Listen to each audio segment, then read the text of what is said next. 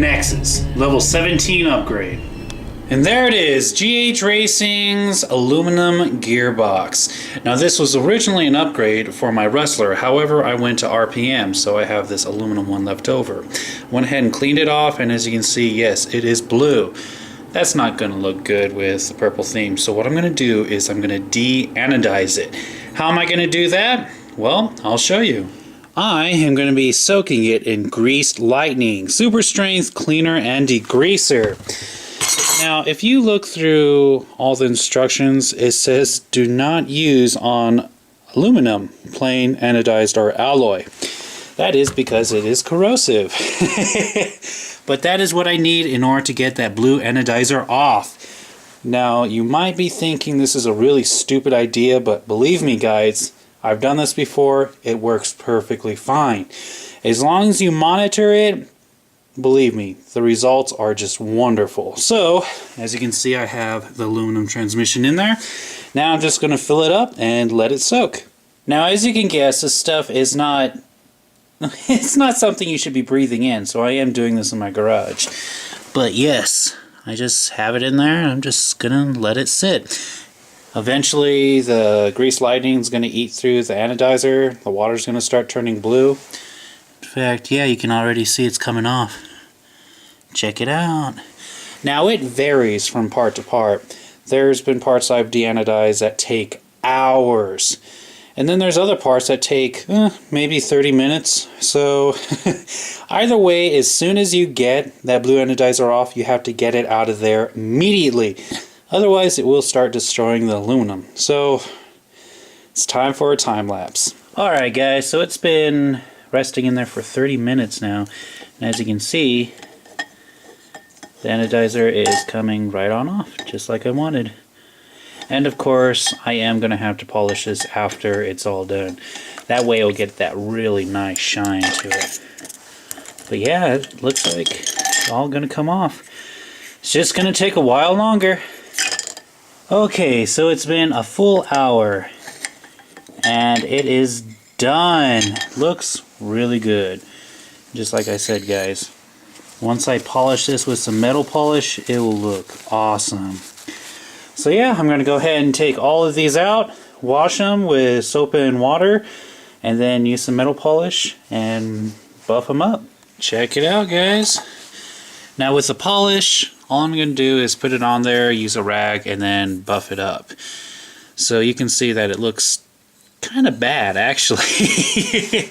There's some blue on there still, but a lot of that blue is going to be covered up with some anodizer, or it's just going to naturally be covered up by other parts. So it turned out exactly how I want to. Now it's time to go ahead and just buff this out. Check it out. Looks pretty darn good, especially after buffing it. Now, I'm not going to keep it silver. It would look good silver on Nhexus, but it just wouldn't be her. So I'm going to be using this Duplicolors Metal Cast Anodized Surface Color System. Basically, this is anodizer in a can. It's not real anodizer. It just simulates it. However, it is very heat resistant and it looks excellent on silver. So what I'm going to do is I'm not going to do all of it purple because this stuff can be scraped off rather easily. So for the arms, I'm going to leave these silver.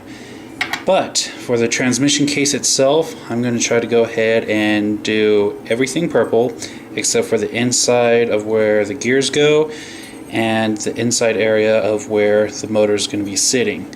So I have a silver look inside there. So enough of this. I'm going to go ahead and start taping things up and then get it painted.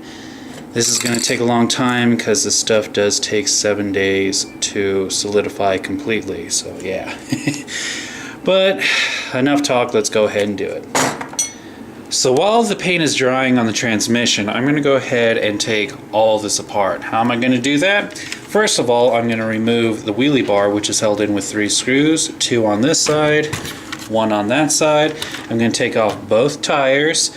I'm also going to take off the transmission box cover and remove the motor, which is held in with 2 screws. I don't have to take the pinion gear off, I don't think. No, actually I do, because I do have that bigger pinion gear. I'm also going to unplug the motor. Okay, now I'm going to remove the rear shock tower by undoing those 4 screws, as well as taking off the pins that hold on the rear A-arms, and then removing the last 4 screws on the bottom. With all those screws removed, I can easily just pull off that part, as well as the transmission. Now, I'm going to go ahead and slide the drive shafts forward, just like that. Undo this nut. Then take the spur gear off along with the slip clutch. And last but not least, I had to remove that little bar. Set that in a safe spot, and now I gotta take off the drive shafts, which are just held in with a grub screw. After that, I'm going to be taking out all 6 of these screws that hold the transmission together. And now I can finally take the transmission apart. So here we have the diff gear, the idle gear, bearing for that. Go ahead and I'll do that later. Pull out the drive gear. There we go. And now I need to take out these 2 bearings as well as these 2. And now it's time to go ahead and, well, get rid of those. And here is how the transmission turned out. Looks really, really good. Now the inside, yeah, there's a little bit of blue, but that's going to be covered up. But I really, really, really like how this turned out. So now it's time to go ahead and put everything together. First of all, a bearing, 2 bearings in fact, go in each side. Just like that. Make sure we pushed it all the way.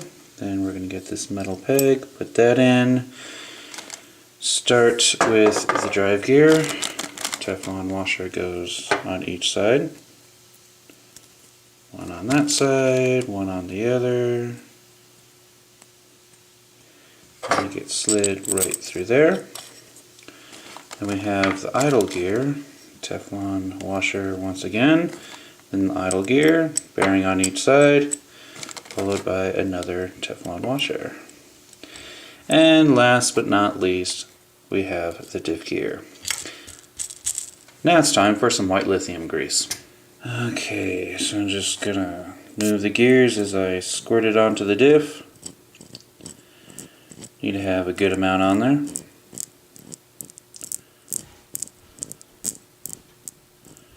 That should be more than enough. Now I can go ahead and seal it up and reattach those 6 screws. Right here, there, and there.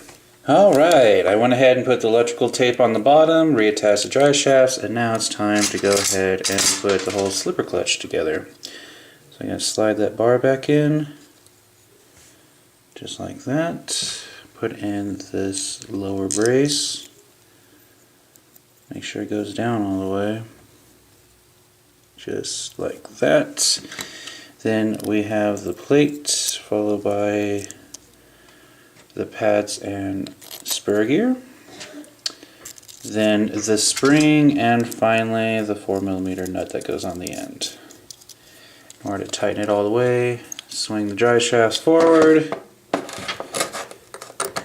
collapse it, and then undo it 1/2 turn. There we go. And now I can go ahead and reattach this to the chassis. First thing I'm going to do is reattach the 6 screws that are on the bottom. And now I can go ahead and put the whole rear assembly back together. So this, go ahead, slide this on top, put the drive shafts in, reattach the 4 screws that hold the shock tower to the chassis and transmission. Then I can go ahead and slide back in the pins that hold the arms to the transmission, and also reattach the motor using those 2 screws. And I am almost done. All I got to do is reattach the gear cover, the wheelie bar, and the tires. Here is before. And here is after. Dang, that looks good. Especially with that gearbox cover. Ooh. Now the only thing I really need to do is somehow incorporate that purple motor heatsink over the motor again. It just doesn't fit on there because it's really big. But that transmission looks really good. It adds some more weight to the Bandit, which is a good thing because this thing is so light. Ah, love it. Simply love it. And that was the level 17 upgrade for Nhexus.